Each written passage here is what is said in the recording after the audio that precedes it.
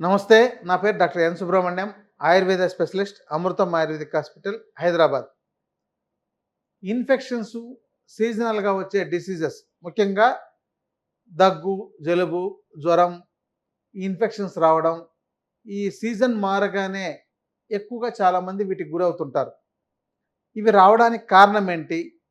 దీనికి ఎలాంటి జీవన విధానం పాటించాలి? జాగ్రత్తలేంటి? ఔషధాలేంటి? అనే దాని గురించి ఇప్పుడు మీకు వివరిస్తున్నాం.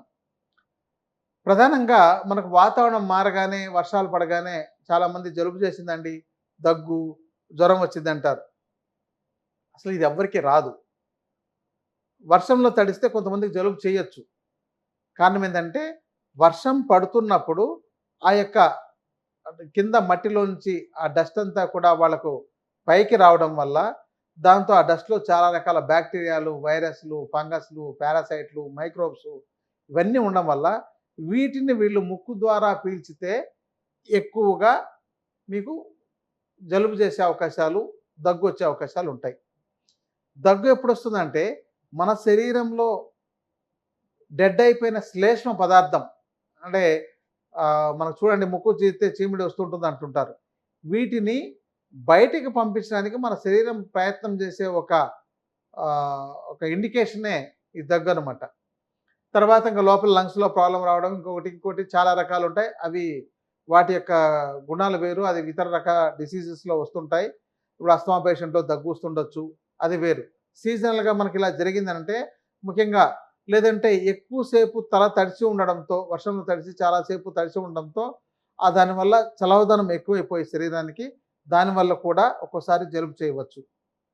ఈ జలుబు తర్వాత మనకు ఎక్కువగా జరిగేదేంటంటే, ఈ బ్యాక్టీరియా వైరస్‌లతోనే మన శరీరంలోకి చేరి, అవి చేరినప్పుడు మనకు దాన్ని నిరోధించగలిగే ఇమ్యూనిటీ మన శరీరంలో లేకపోవడం వల్ల, మనకు వెంటనే దగ్గు, జలుబు, జ్వరాలనేవి తయారవుతుంటాయి. పిల్లల్లో చాలామందికొచ్చేస్తుంది. కారణం ఏందంటే, పిల్లల్లో సరిపడినంత ఇమ్యూనిటీ ఉండదు కాబట్టి. మీకు ఇప్పుడు ఒకసారి జలుబు చేసిందనంటే, ఆ జలుబు ఏ బ్యాక్టీరియాతో చేసిందో, లేదా ఏ వైరస్‌తో చేసిందో, దానివల్ల అలాంటి బ్యాక్టీరియా నిరోధించగలిగే ఇమ్యూనిటీ మీ బాడీలో డెవలప్ కాకుండా ఉండడం వల్ల, అంటే మన యొక్క శరీరం ఏంటంటే, ప్రతి బ్యాక్టీరియాకు మనకు కొన్ని వేల బ్యాక్టీరియాలు, కొన్ని లక్షల బ్యాక్టీరియాలు, కొన్ని లక్షల వైరస్‌లు మన యొక్క వాతావరణంలో, నీటిలో, భూమి మీద వీటన్నిటి మీద ఉన్నాయి. మన చర్మం మీద కూడా కొన్ని ఒక మైక్రోస్కోప్ వేసుకొని చూస్తే కొన్ని వేల బ్యాక్టీరియాలు, వేల వైరస్‌లు దాని మీద కనపడతాయి. కానీ ఇవన్నీ మనకు హాని చేసేయవు. వీటిలో కొన్ని మాత్రమే మనకు హాని చేస్తాయి. అయితే ఇవి మన శరీరం లోపలికి వెళ్ళినప్పుడు మనం మన శరీరం మన శరీరాన్ని అది హాని చేయకుండా మన యొక్క శరీరం ఒక రోగ నిరోధక శక్తిని డెవలప్ చేసి దాన్ని కంట్రోల్ చేస్తుంది. దాన్ని అదుపులో ఉంచుతుంది. ఇది ఎప్పుడైతే అదుపులో ఉంచగలిగే గుణం గానీ, శక్తి గానీ లేకుండా పోతుందో అప్పుడే మనకు ఈ జలుబు చేయడం, దగ్గు రావడం, జ్వరం రావడం అనేది సాధారణంగా జరుగుతుంది. అందుకని ఇప్పుడు మనకు మలేరియా అనేది ఒక బ్యాక్టీరియా అనేది, టైఫాయిడ్ అనేది ఇవన్నీ అంతా వాటి కిందకే వస్తున్నాయి కదా! మరి బ్యాక్టీరియాలు, వైరస్‌ల కిందకే వస్తున్నాయి కదా! డెంగ్యూ కావచ్చు ఇవన్నీ కూడా. సో, అంటే ఇవి మన శరీరంలోకి వెళ్ళిన తర్వాత దానికి నిరోధించడానికి మన శరీరం రోగనిరోధక శక్తిని డెవలప్ చేసుకోవడానికి వారం రోజులు పట్టొచ్చు, 10 రోజులు పట్టొచ్చు, 14 రోజులు పట్టొచ్చు. సో, అంతవరకు మనకు ఈ సమస్యలు ఇబ్బంది పెడుతుంటాయి. తర్వాత అవి దానంతట తగ్గుతాయి. కానీ వాటికేం చేయాల్సొస్తుంది, ఆ యొక్క ఇబ్బంది వచ్చినప్పుడు మనం వెంటనే భరించలేకపోవాల్సొస్తుంది. ఆ భరించలేక వెంటనే ఏదో టాబ్లెట్ వేసుకోవాలి, పడుకోవాలి, రెస్ట్ తీసుకోవాలి ఇవన్నీ ఉంటాయి. మరి అవి ఒక్కొక్కసారి మనల్ని ఎంత ఇబ్బంది పెడుతుందంటే, సాధారణంగా మనకు డెవలప్ అయ్యి నిరోధించేదాకా మనం ఆగలేం కాబట్టి మనం టాబ్లెట్లేసుకోవాలి. ఈ టాబ్లెట్లు వేసుకోవడం వల్ల ఏం జరుగుతుంది, మీకున్న నిరోధక శక్తి కూడా తగ్గిపోతుంది. ఎందుకంటే ఈ టాబ్లెట్ల వల్ల దాని యొక్క ప్రభావం, దాంతో ఉండే కెమికల్ గానీ ఏదైనా కావచ్చు, మీ రోగనిరోధక శక్తి మీద ప్రభావం చూపి మీ యొక్క ఇమ్యూనిటీని తగ్గించే అవకాశాలుంటాయి. అందుకని మీరేం చేయాలి, మందులేసుకోవాలా? రాకుండా చూసుకోవాలా? రాకుండా చూసుకోవడం చాలా ఉత్తమం. మీ లోపల ఇమ్యూనిటీ బాగున్నట్లయితే మీకు ఇవన్నీ కూడా ఒకరోజు, 2 రోజులు, 3 రోజుల్లో తగ్గిపోతుంది. ఒకవేళ దానికి తగిన ఇమ్యూనిటీ డెవలప్ కాకుండా ఉన్నట్లయితే మీకు దగ్గు, జలుబు, జ్వరాలు, బాడీ పెయిన్స్ ఇవన్నీ ఏవి రాకుండానే దానంతట శరీరం ఆటోమేటిక్గా అభివృద్ధి చేసుకుంటుంది. ఆ సింప్టమ్స్ ఏవి, ఆ లక్షణాలు ఏవి మనకు ఉండవు. కానీ వీటి పట్ల జాగ్రత్త లేకపోయినా, దీనికి తోడు మీరు తీసుకునే ఆహారం ఏదైనా కుళ్ళిపోయిందో, చెడిపోయిందో ఇలాంటివి ఏదైనా ఉన్నా, స్టోర్డ్ ఉన్నా, ప్యాక్డ్ ఉన్నా, దాంతో ఏదైనా బ్యాక్టీరియా, వైరస్, ఫంగస్ డెవలప్ అయినా, అలాంటి ఆహారం దానికి తోడైందనుకోండి, ఇవి ఇంకా తీవ్రమవుతాయి. ఇదొక్కటే కారణం. దీనిని మీరు గుర్తించకుండా ఇంక చాలామందికి 100 మందికి జ్వరం వచ్చిందంటే, దాంతో 90 మందికి ఇదే కారణం. ఓ 10 మందికి వాళ్ళ యొక్క వేరే డిసీజెస్ కావచ్చు, లేకపోతే ఇతర పరిస్థితులు ఏవైనా కావచ్చు, వాళ్ళకు లోపల జీర్ణించిపోయిన రోగాలు ఇంకేమైనా ఉండుండొచ్చు, దానివల్ల రావచ్చు. కాబట్టి దీనికోసం వెంటనే సీజన్ రాగానే వెంటనే హాస్పిటల్‌కి వెళ్ళడం, మందులేసుకోవడం చేస్తుంటారు.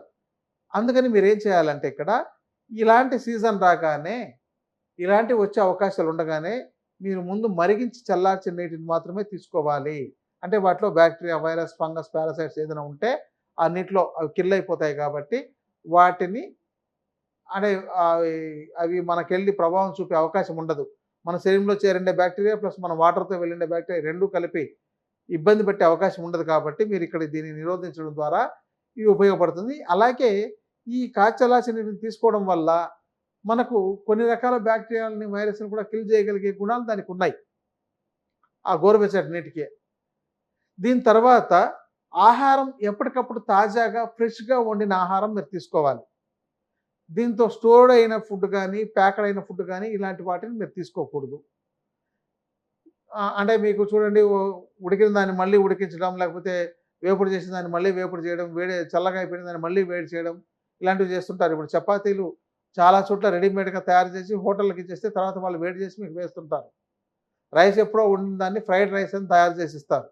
సో, ఇలాంటివన్నీ కూడా మీకు ఈ యొక్క వాటిలో ఉండే పాయిజన్ గుణం వల్ల వ ఈ యొక్క రోగాలు పెరిగే అవకాశాలు ఎక్కువగా అవకాశం ఉంటుంది.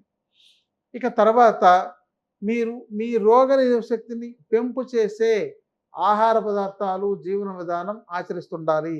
మీ దగ్గు, జలుబు చేయకుండా ఉండాలంటే మీకు తులసి, పసుపు, మిరియాలు, జీలకర్ర ఇవి చాలా బాగా పనిచేస్తాయి.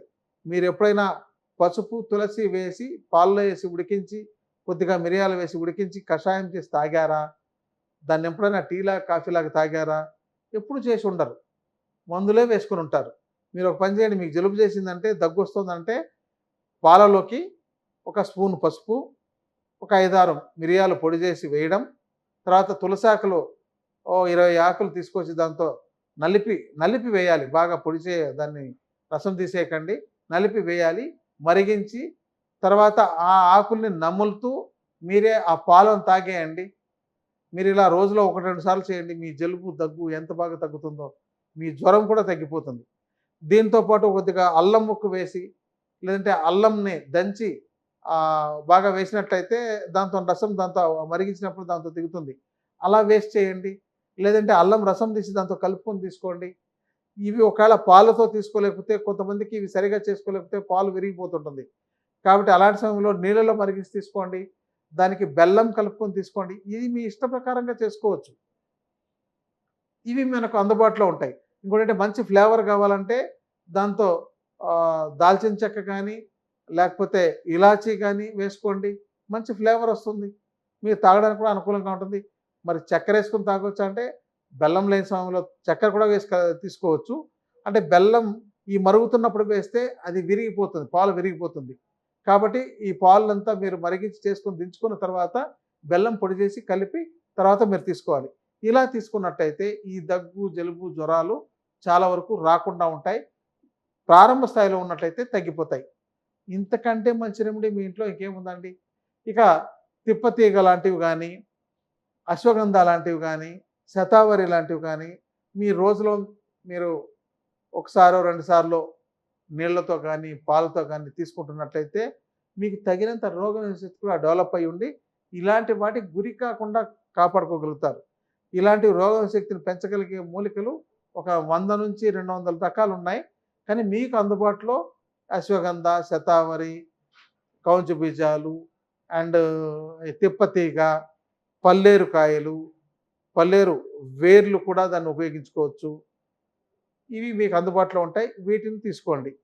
ఇక నేల ములక అని అంటారు. మీకు చిన్న వంకాయల్లాగా ఉంటాయి. అంటే వాటికి ముళ్ళుంటాయి బాగా.